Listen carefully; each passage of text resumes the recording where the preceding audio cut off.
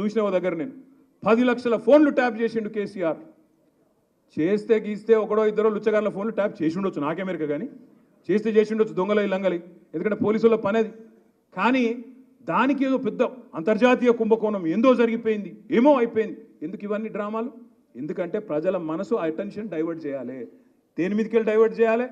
రైతు బంధు ఇస్తలేదన్న దాని మీకు డైవర్ట్ చేయాలి, మహిళలకు 2500 వస్తలేదన్న దాని మీకు డైవర్ట్ చేయాలి, పెద్ద మనుషులకు 4000 పెన్షన్ వస్తలేదన్న దాని మీకు వెళ్ళి అటెన్షన్ డైవర్ట్ చేయాలి. దేని మీదకి తిప్పాలి దీన్నంతా? అగో ఏదో జరిగిపోయిందట, కుంభకోణమాట, లంబకోణమాట. అరే రేవంత్ రెడ్డి గారు, ముఖ్యమంత్రిగా నువ్వే ఉన్నావు, చేతనైతే దమ్ముంటే ఈ లీకులు బంద్ చేసి చర్యలు తీసుకునేది ఉంటే తీసుకో, మేము వద్దంటలేం.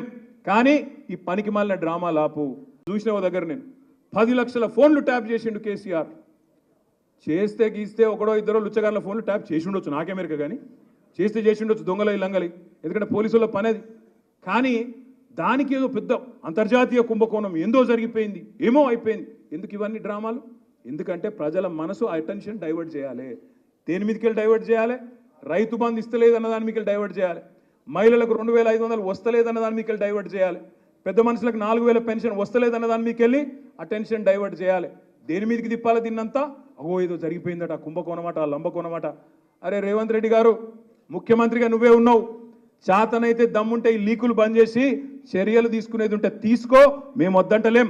కానీ ఈ పనికి మాలిన డ్రామా లాపు.